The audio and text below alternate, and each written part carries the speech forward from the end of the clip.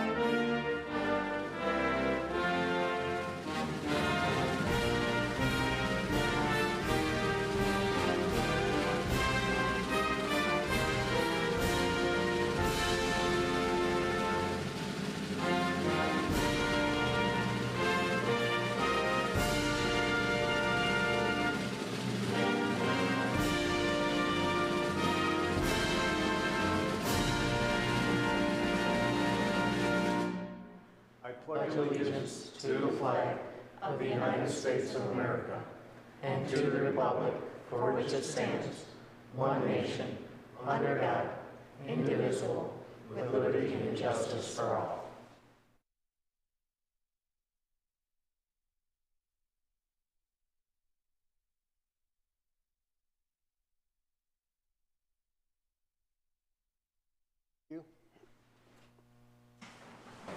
Mr. Smith, if you take roll call, please. Mayor Jacobs? Here. Mayor Pro Tem Dold? Here. Councilmember Hughes? Here. Councilmember Witt? Here. Councilmember King? Here. Councilmember Dold? Here. Councilmember Karafotis? Here. You have a quorum of 7. Thank you. Item 4 is the approval of the agenda. Mayor, Councilmember Witt. I'd like to make a motion to approve the Monday, August 4th council meeting agenda as presented.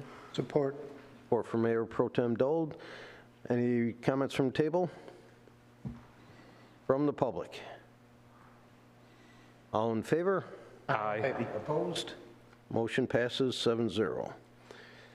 We have no recognitions, no county or state officials, no presentations, no community events, no petitions or communications, no public hearings. Item 11, consent agenda. Mayor, Councilmember Witt. I'd like to make a motion to approve the consent agenda items A 1 through 3 as presented. Support. Support from Councilmember Hughes. Discussion from the table? From the public? All in favor? Aye. Opposed? Motion passes 7-0. On to our action items. Item 1 is our fund balance policy. Mr. Gibbons. The treasurer would like to come up and Ms. Shepherd, our city treasurer. Good evening, Council. So the city manager had said he wanted to establish a fund balance policy. So he and I collaborated on what you guys have in front of you tonight. Basically, it's just a framework to ensure that we're being fiscally responsible.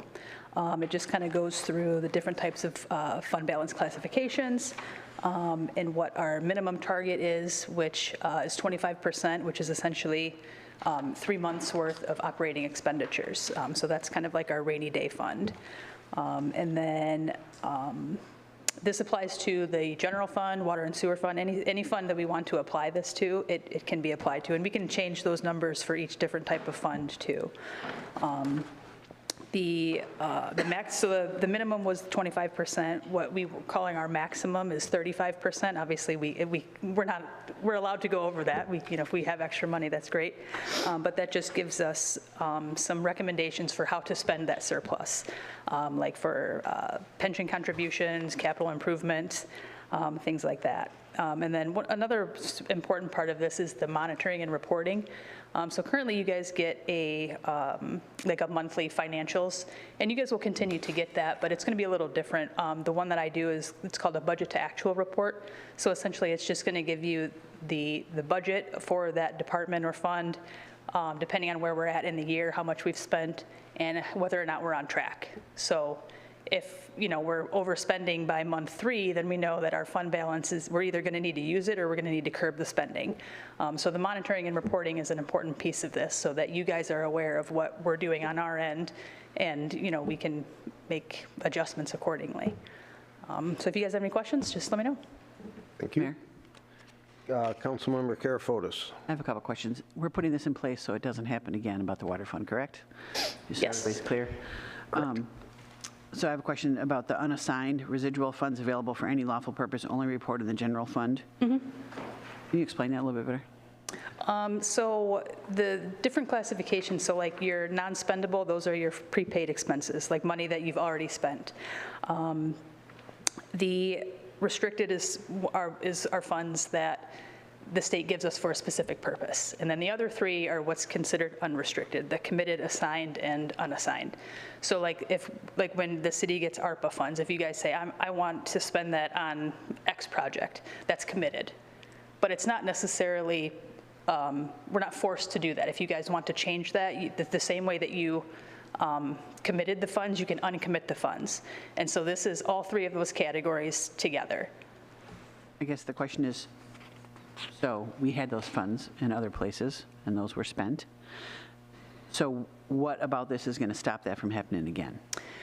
Mainly, I would say it's the monitoring and reporting. So essentially, you guys are going to know long before it gets to that point. Including the water fund, how it's Yep. shows, the word I'm looking for. Assets. Cash Assets. versus, Yes, so it's going to be listed, and we're only doing 3 months or for, we're 25% of our current water Of the fund is current- 3 million, so Okay. it sort of mirrors what we're, and so if we get close to that, that'll be in the financial report, or that'll be brought up at a meeting that says, hey, we're super close. Yep. Okay. You, any other Mayor? questions? Councilmember Hughes. Thank you. Couple things. The 35%, if there were to happen to have extra funds available, unrestricted, who makes the decision about how that money will be spent? It would be the city manager and the treasurer, most likely. well, and actually, it's any amount of funds over a certain amount is council's purview. Really, the purpose of setting the 35% is only, if we're starting to hit these points, it's nice to have within the policy some reminders of things we might want to look at. Legacy cost funding, things like that. If we start hitting the 35% amount, which at times the city has hit 40 in the past, and that's okay. Perfectly fine with that being in our fund balance. The way Michigan municipal finance is, it's not bad to have more than that in the bank. But it's also important to also remember that there's some things you can do proactively to put us in a better financial position. Particularly, it continues to come to mind that we make sure our legacy costs are covered, that we're not kicking the can down the road. So when we have excess funds, such as starting to exceed 35 to hit 40%, we could start to look and say, hey, well, maybe we need some capital expenses, maybe we need some things. But what I liked about the policy is it throws some other reminders in there too. Maybe it's not just adding new equipment. Maybe it's, oh yeah, there's what's our pension liability right now? Maybe we should hit that. Do we have a sufficient amount of money in another account? It's sort of as the treasurer stated, we're not required to just only keep 35 in. But once we start hitting that point, it's fair to bring up the discussion of where else could we direct that money so the city's in a better financial position going into the future. I have another couple more questions. Is that money ever considered as a rebate or a credit back to taxpayers? No. Yeah, by law. Well, the only way you can change that is by changing the tax rates. And then, like for capital expenditures, like you were saying, would we approach, first of all, council would have the oversight about how it would be distributed? As always, yes. And that's the way it's always been done? Yep, Okay. absolutely. And then also, With a quarterly report, like we're used to getting the monthly, and it shows a percentage of budget used. Yep. It'll continue to. You'll still get that, yep. Okay. It'll just be more in-depth essentially. And then I'll also provide like a synopsis of, the early months won't really be helpful because we're too far, or we're too like soon, right? Not But very like, far. as we get to the mid-second, third quarter, it'll be more detailed as to like what we're trending, high, low, what we need to do, that kind of thing. Okay, okay. And just to clarify on the quarterly part, the quarterly was only put there as like a minimum, at least once a quarter you'll hear that from us, but it's our intention to do it every month. Monthly, like we have been. Yes, Good. Thank you. you'll continue to get those reports. It'll just be different, that's all, more appreciate detailed. Thank you. Mayor, Councilmember Dold. just one quick question. The minimum 25%, max 35, is that on par, is that standard? Is that where we came up with it, or is? It's actually a little above standard. Typically, it's 2 months, depending on the size of the city. So I would say it's fairly standard, yes. Okay. All right, thank The you. only point, if I could just add a little editorial, though, it's my opinion of a city of Garden City's size with the interest of attempting to budget for a municipality in Michigan with Headley and Prop A and revenue sharing, and then the sort of the drastic financial positions that can shift based on not if they cut unexpectedly our revenue sharing, or if healthcare costs or something for our employees increases dramatically. That I've always found really the GFOA's recommendation of the 2 months to be inadequate. That's why I in my head I lean a little towards more we sit somewhere in the middle, like 30. Closer to 35, but I also wanted to be realistic that alarms don't have to go off until we hit 25, but the goal being that we sit somewhere to 30 to 35, just because I've been here over 20-some years. I've seen how we've on a Monday we're great, on a Tuesday we're not, and it was out of our control completely. Thankfully, we had those reserves on hand, which smooths out the impact of those drastic things that occur. So I'm a huge advocate of large fund balances, not because I want to sit on money, but only because I want to make sure I deliver the continuity of services that our citizens should come to expect from us, and that we've done for so long. I should say, too, that that's the minimum that they recommend. So like us being higher than that is not an issue. Like that's just good practice. Even the 35. Okay, thank you. Mayor, Mayor Pro Tem Dold. a motion to adopt attached fund balance policy for the city general fund. Support? Support from Councilmember Dold. Okay, further discussion from table. Mayor, Councilmember Karafotis. I have one more question. When we were discussing legacy costs, I know that when the last 2 years we talked about, or the 2 previous years before now, we talked about budget, and it got to be that time, and we were looking at the previous year's budget, and some things went way up, like insurance went way up. It just wasn't the legacy cost. There was other things, too. So is that going to be looked at earlier or more than just once? We were asking about it in December and didn't get an answer until like August, and then that affected our budget a lot, but that wasn't finished when we approved the budget. Do you know what I mean?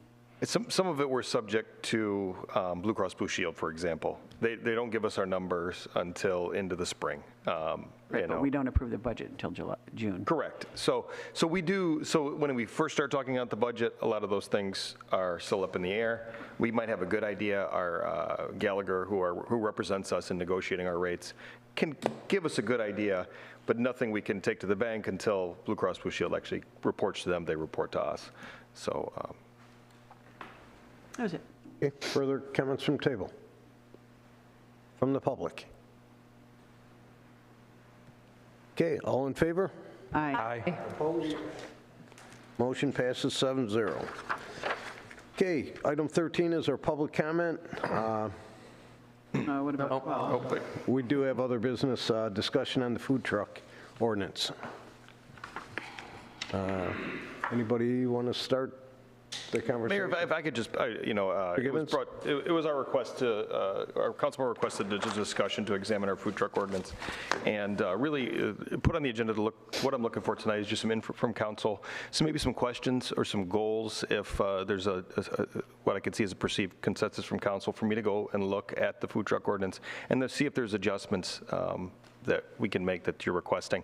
But also just get the feedback from council and the public as to what they're looking for. I know it's been all the rage around us lately. Even Dearborn, who had a pretty laissez-faire food truck ordinance is now recently dialing them back because it got a little out of hand. And what I like is when we're not the ones being the experiment, and what we can do is learn from what they're already doing and make the proper adjustments to where we can get the best of both worlds. Okay. Anybody? Hey, Mayor, Mayor Pro Tem Dole. I'm the one that asked for the discussion. I've had a couple food truck owners and a couple businesses approach me to try to adjust this a little bit. Some of the issues they're having, one is with the 200-foot distance from a brick and mortar. If we could adjust that a little bit, as well as, well, I was going through Dearborn's ordinances. Even with the 200-foot, businesses are in competition no matter what. McDonald's in competition with Burger King.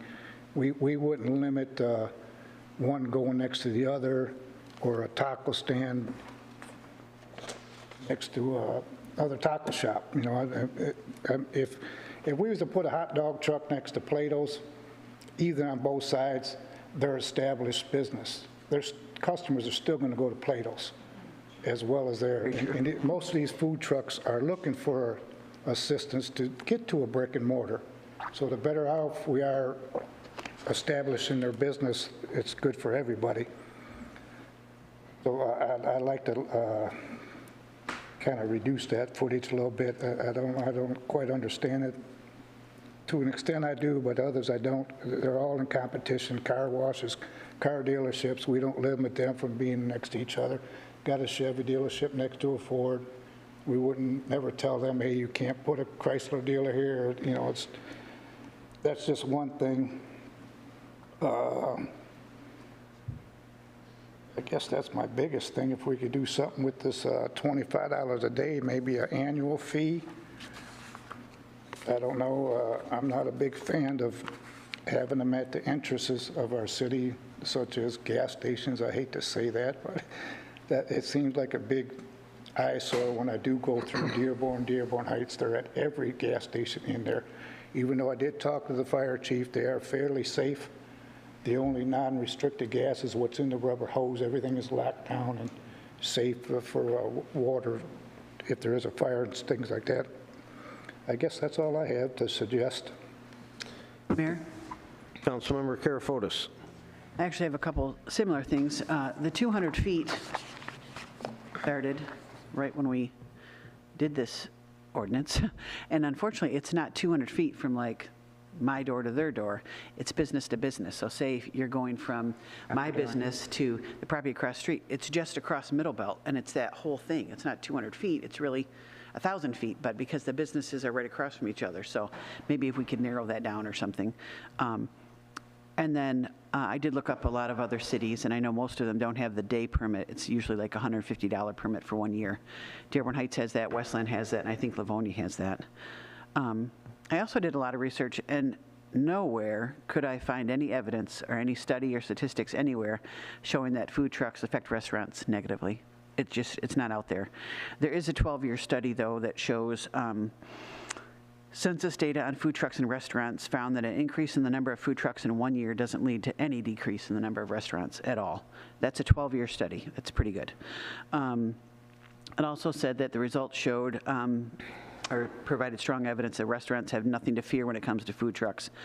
They're far from threatening next to restaurants. They actually coexist well with restaurants, and they even may help the restaurants industry grow because it brings more foot traffic. So I think like Councilmember or Mayor Pro Tem was saying that you put in a taco truck here, it's a little bit different. And when we say a food truck, that's a mobile thing. We don't limit, there's 7 groomers in Garden City. There's enough for everybody to go around. We don't limit the mobile groomer from coming in. They do it anytime they want. We don't tell them it's $25 every time they come to our city. We don't limit. They could be down the street. I don't care. There's enough for everybody. There's enough food for everybody. There's enough restaurants for everybody. And I don't think that it's having food trucks is going to hurt businesses. Do I want it to look like Dearborn and Westland? No. I don't like seeing them at every single place either, but maybe there's a designated spot that we could come up with and have a little bit more free reign. I'm trying to think what city it was. I know in Detroit, they made like just an area, it was just like an empty parking lot, and they said, okay, this is Food Truck Fridays. And food trucks would just show up there. It wasn't in competition of any other business. If you wanted a taco, you went there and got a taco. If you wanted to go to Taco Bell, you went to Taco Bell. So I think doing that and saying, okay, if a business wants to have a food truck, you're not going to hurt somebody else. What else was I going to say? And I agree with Mayor Pro Temp that there are a lot of food trucks that are seeing if their food is going to take off before they do brick and mortar. And as everybody knows from commercial renting right now, the price is huge. So I can't imagine being a new business owner and trying to rent someplace for an exorbitant amount when you can get a food truck. There's lots of food trucks out there, and I think if we do our due diligence and we come up with the right protocols when it comes to food safety and health departments and all that, I think that it could really work. I think we do need to improve our ordinance for sure. That was it. Mayor? Councilmember King. I did have a couple of thoughts too on this. I think we got one. I don't dislike food trucks. I think food trucks. I like the Friday food truck day or special events or a grand opening. I don't want to see food trucks littered throughout the city on a normal basis. I think we got to be careful to compare them to other businesses in the city. And other businesses in the city, brick and mortar, they're paying taxes. They're more committed to the city. Food trucks, they're not paying any taxes, and the only thing we do collect is a little bit of a fee. And I think most of those fees are just the inspection and stuff like that. So I wouldn't want to see a bunch of food trucks in the DDA necessarily. I'm also a little concerned with Dearborn was pretty relaxed on their, it seemed to be a little more relaxed on their food trucks, and they're kind of pulling it back. I kind of read through their April 22nd council agenda, and they talked about electrical issues, illegal hookups, dumping grease into the sewer system, generators, kind of causing noise pollution and complaints from residents. And so I definitely don't want to inherit those issues that Dearborn's seeing. Once I believe those go into effect, their more restrictive ordinance goes into effect September 1st. I don't want a flood of food trucks coming to Garden City and disrupting residents. Mayor? Hold on. That's it, right? That's it. Councilmember Karafotis. I just wanted to mimic what Dom said. I don't think that anybody wants to see them littered throughout the city. But just like Dearborn is changing their ordinance, I think we can make ours responsible. But saying that we don't want them in the DDA, that's the point of the DDA, is to have events and have foot traffic come to our DDA, because someone comes and goes to a food truck thing in the DDA, then they see a Garden City Cafe and they see the new little cafe for breakfast, and then they come back. Getting foot traffic to the DDA is the whole point of having events down there. So, Mayor? Councilmember King. Just to clarify, I'm fine with like we're talking about the Food Truck Fridays. I know we have some city property over by our Planet Fitness. If we're having like a collection of food trucks for an event, I don't want to see businesses, necessarily food trucks sitting in different businesses, multiple days. So I guess I'm looking at it differently. yeah, no, I agree with what you're saying. I don't think how Westland has it, where that same hamburger place is in the gas station forever. It just doesn't go away. But I think that we could increase our days instead of saying just once a year or twice a year, and just make it a higher fee, so we are actually making something off of it. Yeah, I think our current ordinance is 6 days, 6 days a year. I believe what In a Mr. Smith 12-month meant out. period, in the Yeah, same place. Yes. They could go to another location from others. correct. Some of the changes Dearborn's doing is they're not allowing it, food trucks in any Especially. other occupied business. So they're only allowed in food trucks in, I guess, basically vacant properties or properties designated just for food trucks. They're not allowing any, like another business to have a food truck on their property. And they're not allowing anything in the downtown districts. Councilmember Dole. Thank you. So reading my eyes, weren't you? I read your eyes. I had written down a few things. First and foremost, it keeps being brought up that most food trucks go with a food truck with the intent of someday becoming a brick and mortar. That's true for some of them.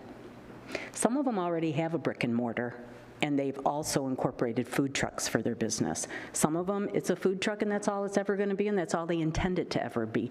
So using that as our reasoning, I'm not real big on that. I also have a big problem with the fact that they come into the city, and if we look at Westland and Dearborn Heights, look at all of them that are in those cities, they pay no property tax at all. They pay very small fees to be in that city. They're using other people's private property. And their property taxes aren't any higher because now there's 2 businesses on that property. So I think, I do agree with the 200-foot thing. That needs to be looked at, definitely. However, I think we really need to look at our fees that we charge them and the amount of time that they're going to be allowed to be wherever they are. It just needs to be a stiffer fee. If you want to come and be in competition with, with Tony's, with Plato's, with wherever, you're going to have to pay for it because people will come to your truck, and that's my opinion on it. I did want to clarify, though, so reading through the ordinance, it has to be further than 200 feet. Is that always, though? If you're having a special event, does it still have to be further than 200 feet? No. Not for a special event. And I thought that the ordinance mostly reads that they're allowed here mainly for special events. So I think that 200 feet thing also kind of got a little, maybe a little blown up. I'm not sure. One other thing that I was thinking about, and I don't know if private business owners think about this, but if you have a food truck come and want to set up on your property, the food truck has to have insurance. It says that. The property owner has to have insurance, but I'm pretty sure if something happens with the food truck, they're going to go after that property owner's insurance too. So I don't know if that's something that these property owners are thinking of, but and that doesn't affect the city in any which way, but it is something to think about. And I do think the lot where the Lucky Squirrel is, maybe we do institute some kind of food truck Friday someday that other cities don't have. And I read through Dearborn Heights ordinance. It was really wishy-washy. I think ours is a little wishy-washy and constrictive. I think Westlands is really wishy-washy. So to sit back and, maybe let them do a little bit of the work and see what they come up with, because they've already allowed it. And I think everybody sitting in here heading that way on Ford Road or this way on Ford Road, it just bothers me when I drive by and food truck. So it definitely needs to be looked at, but we have some issues, and maybe we do sit back and learn a little bit from the big dogs first. Okay. I have a couple thoughts myself. On the 200-foot rule, I wasn't a big fan when we passed it before, as far as it goes to the property line. Right. So like Councilmember Karafotis said, hypothetically from Lucky Dog, it just goes right across the street to O'Reilly's. It doesn't go to Bayrock's or any other restaurant over there. It just goes to where that property line starts. So with that one, I think I wouldn't have a problem with looking at that one. I don't know how, it's kind of like when the marijuana was coming into certain cities, and everybody said, we're going to limit it to X amount. And then there were all the lawsuits. So I don't want to get into a boat or a situation where we say we're only going to allow a certain amount. I'd rather do the food truck, maybe twice a month or once a month to start with in the Lucky Squirrel area, something like that. Let the businesses know around them that we're going to have food trucks in here. Maybe they can set up some picnic tables, Jody's or Tony's if we did it over there, cafe, and bring people downtown for that. But I don't, for right now, I'm not a big fan of just opening it up and letting as many as they go. Like I say, I counted from Telegraph to Beach Daily today, I think there were 6 just in that 2-mile stretch, and I've talked to other city officials, and they're not real big on how they're doing it. They don't want to see it, and it just exploded. So those are a couple of my thoughts. I'd rather maybe start out smaller, see how it goes, see what happens, but it's my opinion. Mayor? Councilmember Witt. I agree with a lot of what was set up here. I just want, like, if we can get rid of most of the footage rule, like we were all kind of saying, but I think we need to potentially limit time that they stay. Because like the one burger truck that was at the gas station for, the last year and a half, give or take, that is now at, Firing Line, I think it is. It's parked right out in front with its table set up. And, who knows how long they're going to stay there. So I don't think, just willy-nilly let them be forever. Maybe like a 2-week span or a 1 week, like something that we can all agree on that's a good time that will allow, a business or the food truck to be there to generate their revenue that they are looking for, and then, find a new location, maybe move to a new city, allow interchange, the food trucks coming in, to give a little bit more variety to, residents and passerbys that want to stop. Mayor? Councilmember Karafotis. Again, I agree with what most of us are saying. I know Ypsilanti has Food Truck Thursdays, and it is a huge hit. We can't do Thursday. No, that's what I'm saying. So I think that we should really pay attention to what Councilwoman Dole said, that we pick the right night.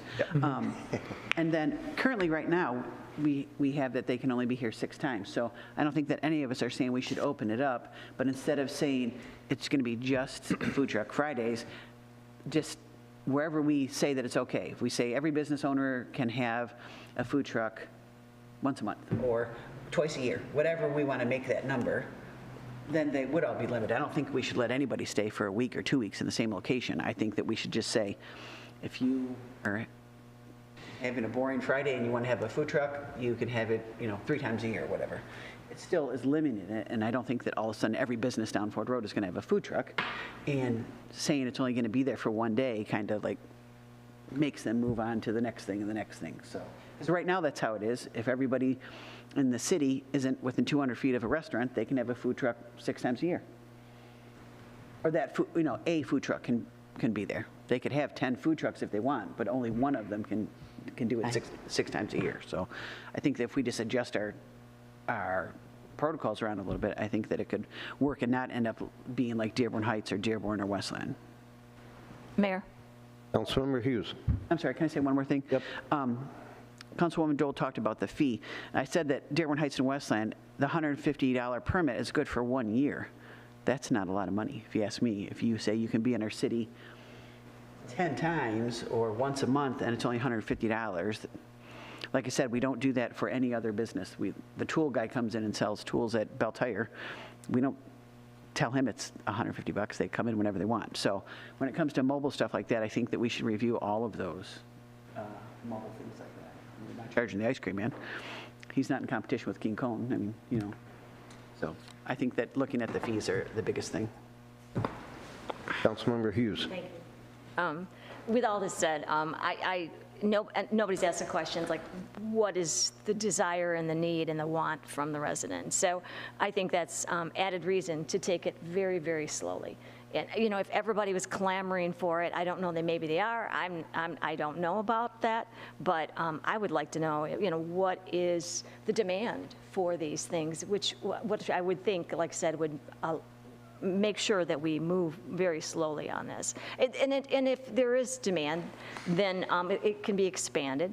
And if we open it up and we find out that there isn't a big demand, then that it takes care of itself. It's pure marketing and economics. But I agree. I think that if a brick and mortar wants to consider before they open up, putting a food truck on premises while they're getting things done. And I too, I don't want to see one, obviously. I don't think anybody here wants to see the roads littered with with food trucks. But I mean, I'm just curious, what is really, we're talking about this, but what is a desire for a daily type thing with businesses? I agree, I like the idea of maybe a food truck Wednesday or Tuesday or whatever the other, I think it's a great idea and see what happens. But just to allow businesses to put one on their premises. And again, I always want to consider the businesses that do pay taxes and any effect on them. And they are taking the burden of paying taxes. So if other people come in and they don't have that same burden, and they don't have any relationship with the city, it's not as deep. So. Mayor? Councilmember Dole, go ahead. I do think that a lot of residents have brought this up, to me personally, and other council people too. They have. And I know that when we had the food truck event at the Straight Farmhouse, which they've already planned theirs for the fall again, it went over very well. Oh, I think for events, yes. Yeah. Definitely, but not on a daily basis, I was thinking. Yeah, absolutely not a daily basis. But if I said, hey, I'm going to have a food truck and it's going to be this Greek food, which we don't have Greek food in Garden City, and it's going to be Greek food on a Friday night, and I have 100 clients come that day and they all get food, and then you drive by and see it, I don't think that's hurting anybody else's business. Councilmember Dole? I just wanted to explain my not on Thursday comment. So no, if we were to do something over in the Lucky Squirrel lot, I think that, we do need to look at the businesses over there, see what they already have going and not impede on that. Garden City Cafe does do a car show over there on Thursday night, and he brings in a lot of business for that. So I think that would be grossly unfair for us to then say, well, we're going to bring in the food trucks on Thursday. So, and if any of the other ones do anything on a regular basis, we just need to take a look at that, or wherever we would decide to do something. So Like at Radcliffe or something. that's the only reason I made the not because I couldn't go on a Thursday, just because. Okay. Any further comments from the table?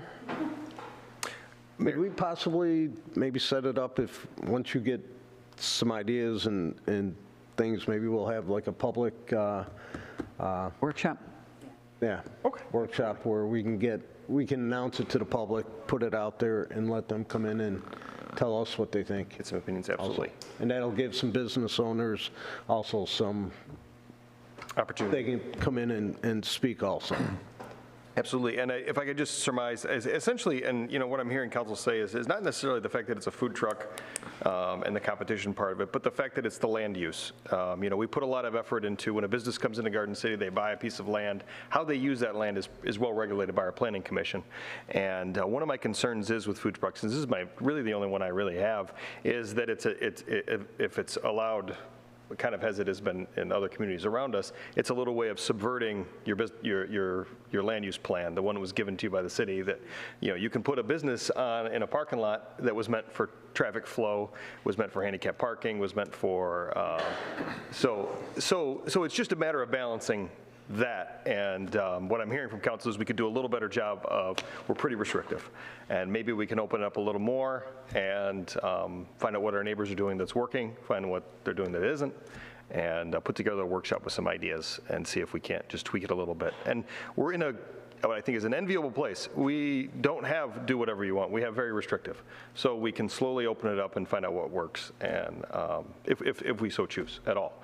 But we're in a good position to control how we decide to have it. But I just wanted to, when I hear, we're talking about not in every gas station along Ford Road, and that all comes to mind is that's planning, that's zoning, that's land use. Those are things that we, as a city, we can do. We do those things pretty well. So we can take your guys' input, we'll get the public's, and see what we can develop. Mayor? Good. I just have one more thing real quick. When you brought up the planning commission, or you brought up planning, is it something maybe we should get some planning commission's input on? I think already at council, we're already here. I mean, It would be completely up to council how they would like to proceed. I just, in my head, it popped into that. That's how we organize the city. That's how we organize. So when we make those changes, we need to make sure we're not subverting the intention they have for those properties. Yeah, right now, it wouldn't go before the planning commission. So we're just amending an ordinance. to your point, you'd kind of like to get that involved. Correct. This is a vendor, so it does fall outside the normal scope of it, but I just want council to be cognizant that that is how we intend for the land to be used. So when we put the vendors on top of that, we need to take into consideration those lot plans. And it comes to mind, those, especially in gas stations as you leave the city, is how tight it makes those parking lots when you try and go in and you're trying to use the intended purposes of that lot was to get gas, or maybe go into their store, but now there's also a food truck there.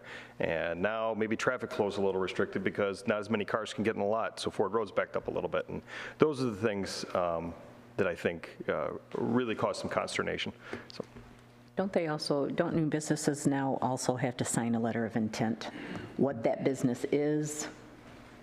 So if you have, you have a gas station selling food, and that wasn't the original intent, so they are signing something that says, this is what I'm doing with this property. Correct, and so is that a workaround? Right, but doesn't that just go back to not allowing them more than a single-day use? That's where, yeah, if we're doing, essentially creating events and at a limited time frame where they're moving and it's not the normal intended use of the property, well then, yeah, but I think it's where some of our neighbors have gotten in trouble, is that it's been a unique way to subvert that intended use of those pieces of property. Not that it's competition one way or the other, or any of those things, it's just that it's crowding the street a little more than the plan was for their development. Okay. And to the residents, under public comment, you can speak on that, even though it's on the agenda, we'll allow that tonight. Further comments from the table? Mr. Smith. So, yeah, I just wanted to speak briefly on the fees, the daily versus the annual. I think we go with the daily right now because it's so restrictive on the site, so it doesn't really make sense to do an annual if you have a food truck coming in, like, I'm only gonna be here 2 days a year. So even just crunching the numbers, say you have a business and a food truck relationship that they get along really well, we open it up a little bit eventually where it's once a month you can have a food truck on your site. So that potentially weather, winter, assuming, but maybe they're heated, they can do 12 times a year. At the $25 a day fee, you're looking at 300, which would be double what I think Westland does for their annual permit. But the reason we do the daily right now is just because it is so restrictive. It didn't really make sense to do a one-time fee if you're only going to come in and do 2 special events. But we can look at that, but that's just kind of the logic behind our daily fees right now. I was just comparing, we have the exact same fee. It's $25 for 6 times or $150 a year. That's why I was saying we should raise ours. Okay, well, I think we've given you a little bit of info to try and put it all together. And absolutely. Like I say, when you get that and bring it back, we'll get the residents and business owners some time to comment also. Okay. Item 13 is public comment. I will open that up. You have 3 minutes. Non-agenda items, except for if you want to throw a comment in about the food truck. But I'll call up Mr. Nemec.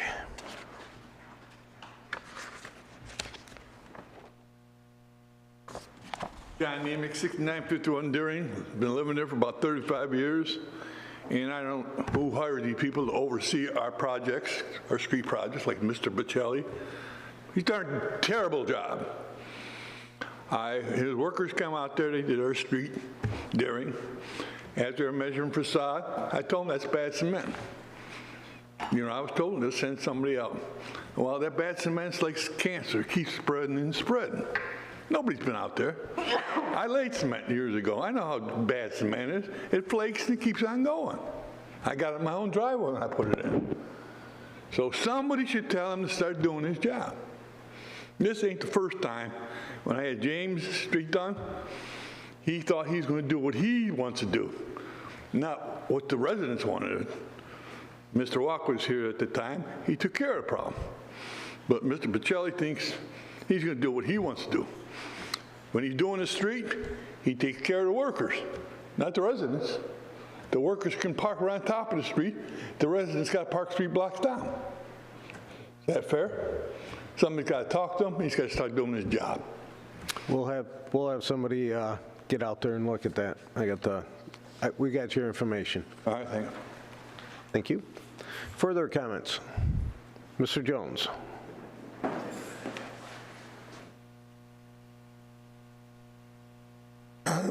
The Garden City Senior Center has 3 projects that I think would be of interest to seniors. One is our end of summer lunch on September 12th, my wife's birthday. It's a charge of $10 per person, and they're going to have a variety of lunch items available.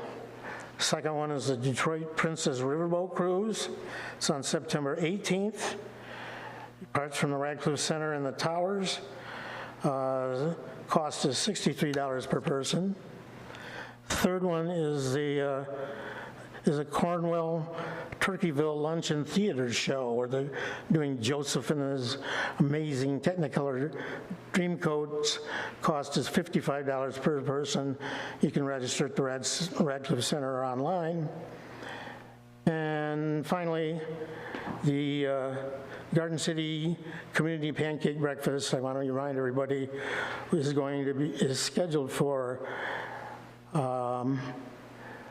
September 27th from 9 to 12, and will precede the chili cook-off, and will be held in the beer tent there. Okay, thank you very much. Anybody else? Mr. Molnar.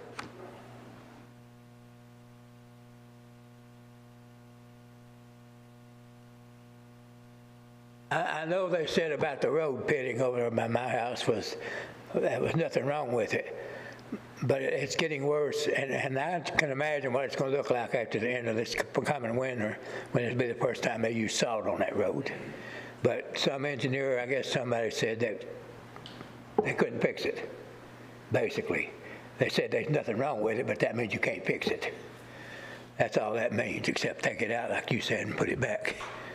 And about this water rate is ridiculous. It's going to wind up at the end of 5 years, my water bill is going to be 74% higher than it is right now today.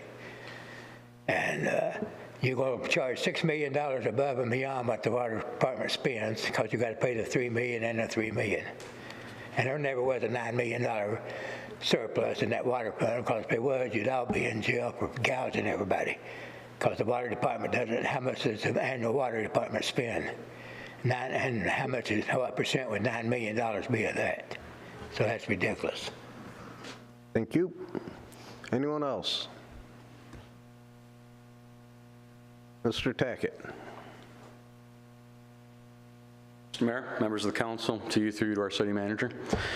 Just want to give a little support to the chief's idea about the subverting the ordinances.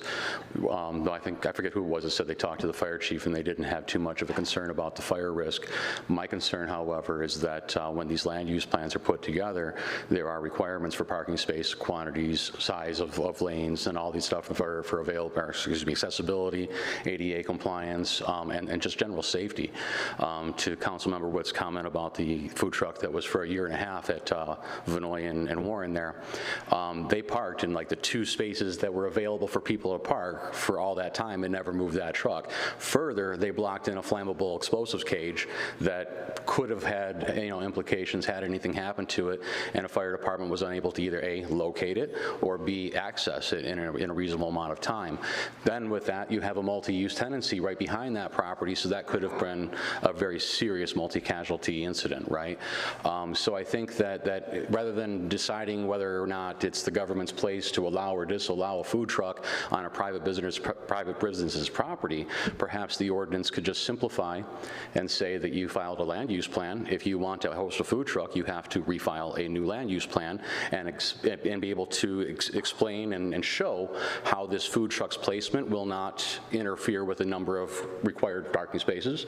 It will not interfere with any type of pedestrian, foot traffic, and so forth, right? So there is a path for a private business to legally engage in a landlord tenancy agreement, and then to the letter of intent, you would be able to update that in that process. There's no reason to increase our administrative costs, adding costs and jobs to the ordinance officer to count how many times somebody's here. We don't need people chalking tires. We can just simply say, you filed a land use plan. If you want to update that, here's the process to do so. Thank you. Thank you. Mr. Hunt.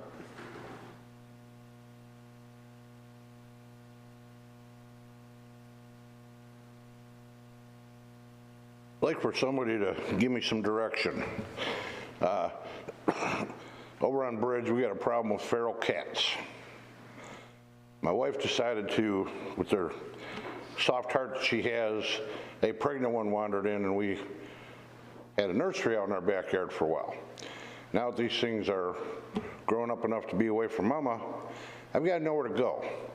I went to Wayne Westland, to Humane Society. They won't do anything because they don't have a contract with Garden City. Get out of here. You're with Romulus. You call Romulus up, Romulus says, we only have a contract with Garden City for dogs. Goodbye, we do nothing for you. I call up Ordinance. Ordinance says we can't do anything, but one of the gentlemen was nice enough to make a phone call, some phone calls around, found someone with business in the city that would take them if I caught them and got them there. I caught the first one, got it there, got refused. Have nowhere to go. These 4 kittens we have out there now and a mama, we're gonna have 30, 40 cats around the same area in no time at all. And the only answer I can get anywhere is I can catch them, bring them in, and pay it out of my own pocket to have these things spayed and neutered and their ears clipped and put back out. I'm not paying for that. So if anybody can give me any kind of direction, give me a call. Like 6 out of the 9 of you got my phone number, or anybody else can help send me in a direction. I'll catch them and get them there if I have to. We'll get. I have an answer how to do it. We'll get you some answers there. Okay. We'll figure out where we're going to. Because I have an answer how to do it. My wife doesn't like that, and I think there's laws against it. So. Yeah, I'm sure there's laws against that. Thank you. Thank you. Further comments? Anybody else? Okay. Mr. Gibbons, City Manager report. Thank you, Mr. Mayor. Just want to address one in particular thing in response to concern over our recent public announcements about Garden City exceeding the lead limits within the water. It's important to understand this is a state requirement that we test our residential water system at these actual residents. And what they require us to do is to find the lead service lines, homes with lead service lines in Garden City, and test them. So we tested 52 homes, all of whom have lead service lines. 14 of them exceeded the state's new, much lower amount for what's acceptable of lead in water, which, of course, everyone wants to get out of, get as much lead out of the water as we possibly can. But we are a community of 12,000 service lines, water service lines. Only 280 do we know actually have, of those 12,000 actually have lead. And we're testing those lead service lines independently. We're not testing the ones that don't have lead, and only 14 of those tested positive. However, when that happens, we are required by the state to notify the entire community that we have exceeded our lead limit. And this is for good purpose. Getting the public attention out to remove lead from water is good and has good intent. But it can be a little scary because people might think our system itself is contaminated or has that issue. No, we're talking about lead service lines, which are the private residence service lines from the city's tap to their home. These are older homes with those old service lines. What's interesting to note too, though, is out of the 14 that did test positive for exceeding that limit, we've already replaced 12 by the time we got the results. So we're actively in our community reducing those lead service lines. We have a grant through the state, through Eagle, to take care of those. But it's just important to note that, yes, it's very serious that lead is in water within our community, but the real source of that is the lead service lines, which are on the private property that we're actively working. But only do we know 280 out of our 12,000 have it. There's another 352 that are unknown, so they may be lead or not. We're actively investigating those. Some of that comes from resident participation, letting us come onto your property, letting us find out if lead's there, and then offering the ability to get that changed out. I believe we were notified by one of our contractors that here in the next 2 weeks we should have another 15 lead service lines replaced within the next month or so. So, you know, the concern that you receive when you hear those notices is warranted. However, just a little more information probably brings it home and you understand the reality of the problem. But the state is very specific about the language we use. So, you know, I apologize if it comes across as a little alarming, more than maybe you feel with the problem once you know a little of the details. But that language is required by the state, and it is really just a statewide push to get lead out of our water system, which is noble, which we're actively doing. But it's not as alarming as sort of just that one line says that we've exceeded our lead limits. A little more explanation kind of brings it home and makes it a much understandable problem. If I remember right, doesn't the state require 7% a year being done by the city? And I believe we're way above that. We went proactive, and even before we were getting the grants, we were working on them. Yes, actually, it's only 5% they require we replace of the total amount of lead service lines we have. It was 7 when they first started, and they lowered that even to 5. But we've been far exceeding that amount for quite some time now and continue to plan to do so. Thank you. Okay. Anything else? Just everyone's starting to get their water bills with the new amount. Please realize that within your bill, it's calculated the water used prior to July 1st is still at the old rate. Anything used after July 1st is with the new rate. It's a blended bill, but realize you're billed. You're not billed in June for the rate we increased for July 1st. We couldn't do that. So, thank you, Mr. Smith. Just two quick things. I want to thank everybody in the community who's donated school supplies here at City Hall. Just remember, we still have our collection box now through September 8th. September 8th is the final pickup. And as I'll be mentioning, the next couple meetings, Shred Day, still coming up, September 6th from 10 till 1 here at the City Hall parking lot. Okay, thank you. Mayor Pro Tem Dole. Yeah, I got a couple things. First, I'd like to put a thank you out there to Mike Berry, the owner of Marshall Yard up here in the old Moose building at Ford Middlebelt. Got an invitation to his first performance night, which was it's a mixed material art gym with extraordinary amount of weightlifting equipment, free weights. I was just flabbergasted. I went in there, all state of the art. The performance night, we had a wrestling match, a boxing match, and a jiu-jitsu match, and then he gave us dinner afterwards, which was quite delicious. But it's a state-of-the-art gym. If you haven't been in there yet, you need to go check it out. He's got a wide variety of classes: wrestling, jiu-jitsu, boxing, any mixed material art class you could want's in there. Can't say enough about another great business in Garden City. I just happened to stop by Radcliffe today, and I was amazed at the accomplishments that all phases and Director Eric Smith has got over there. The ADA bathrooms are done. We've got reimbursement for our grants. The gym is ready to be painted soon. We're waiting on mirrors for the cardio room. Teaching kitchen is coming right along. Everything's moving forward and looking fantastic, so I'm really happy about that. Last but not least, I wanted to touch on Ken Buccelli's business. All businesses have a rough day or bad things happen. I think that was a little exaggerated what happened here tonight. I, for one, had lead pipes in my home. He came by, replaced them.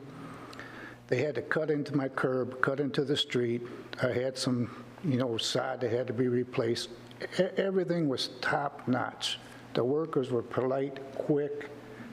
You can hardly tell. I'm waiting for the grass to grow up because they reseeded. Other than that, fantastic job. That's all I have. Thank you. Councilmember Hughes. Nothing tonight. Thank you. Thank you. Councilmember Witt. Councilmember King. I'd just like to thank Mr. Taka and some of the comments regarding the food truck. And I would agree, I guess, if we do eventually expand it, if businesses are doing once a month or multiple times, I do think they should go through this process like other businesses do. Make sure there's enough space on the property, it's set up properly, and it's not causing the congestion. And they're following all the same rules, I guess. And that's all I have. Okay, thank you. Councilmember Dole. Yeah, to elaborate on Mayor Pro Tem's comments about having the lead service line replaced at our house, I have noticed that there are some residents that have taken exception to the fact that when you sign the paperwork for that, it kind of does state if something happens, it's not the city's fault. The job was flawless. I mean, they were down in the basement. They had to replace a little bit of concrete. There's really not much that can happen when they're doing this, and they were fantastic. It was quick. It was easy. now we're done. I don't have to worry about it. I wanted to thank everyone that came out to the second annual Goodfellows Christmas in July. We were able to raise some more funds for our local Garden City children to have Christmas this year. And I also wanted to mention that if anyone hasn't seen the email or the Facebook posts that have gone out, the road that connects Radcliffe to Wildwood between Radcliffe Community Center and the I was going to call it the junior high and date myself. The middle school there, you cannot get through on that, so from Radcliffe, you have to go around the back way through Wildwood. So just to let you know, and that's all I have. Thank you. Thank you. Councilmember Karafotis. I have a couple things. One of them is Radcliffe is having a senior trip to the DIA, and it is on August 19th from 9 until 1:30, and they don't have enough people signed up. So if you want to go to the DDA for a senior trip, you can call over to Radcliffe at 793-1870 and get registered. They're looking for more participants.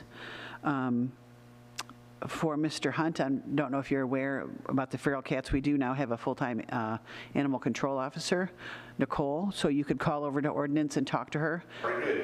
She's the one that said she had no resources for you? Okay. You can always call me at Lucky Dog. I'll put you in contact with Feral Kitty Rescue and see if we can get some traps out there and see if we can get them trapped. Unfortunately, the Michigan Humane Society will not take anything from Garden City, so we'll have to get you in touch with some other cat rescues. Providing for Paws does a lot of cats. They may have some openings coming soon before it gets cold, and we do have some traps at our place and other residents that actually live close by you that have traps that they loan out to. So we can try doing that and see what we can do. Unfortunately, most rescues right now are full. I mean, everybody's full. But a lot of people have been moving a lot of cats recently too, so maybe if we get them trapped, we can actually get them somewhere for you. I also wanted to talk about some residents contacted me this past week about houses in their neighborhoods that are being used as Airbnbs or as rentals like boarding houses where they have groups of people staying. I did talk to the city manager about that. We actually already have that on our books for our ordinances, that's not allowed. Nobody can have less than a 90-day rental.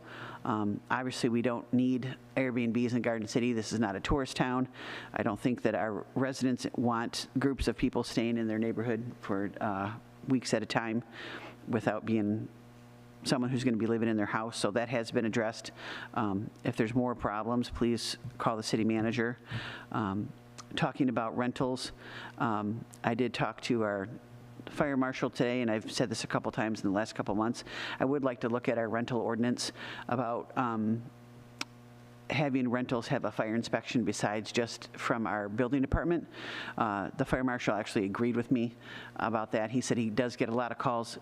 He gets free fire alarms, and any resident can call and get one. He said most of the calls are from rentals. So I don't think that those things are being completely taken care of. I know as a business, you have to pay for a fire inspection in order to get our license, and with that inspection comes the fees for having your fire extinguishers up to date. And in my opinion, rentals are a business. There's multiple people in Garden City that have 10 or more houses for rent. They should be paying the same fees that other businesses do. And along those same lines, I'd also like to bring up the fact that I know we've talked about this before. Maybe our city manager can talk with our lawyer if we can come up with some kind of ordinance, or see if we can come up with an ordinance about limiting rentals per block, like a certain percentage. I know there's another city that limits it to like 11% per block or per neighborhood for rentals. And I think we really need to do that because these corporations are coming in, buying up all these houses, and they're all rentals, all of them. And so we're getting very transient neighborhoods, and we need to stop that as soon as we can, in my opinion. And that's all I had. Okay, thank you. The only thing I have, and it's a little bit early, but at our chili cook-off, I've been told that we will have the mobile Secretary of State office. So if you don't want to make an appointment, or however they're doing it anymore at Secretary of State, they will have the mobile truck there for our chili cook-off. And that's September 27th. That's all I have. No further business. This meeting is adjourned.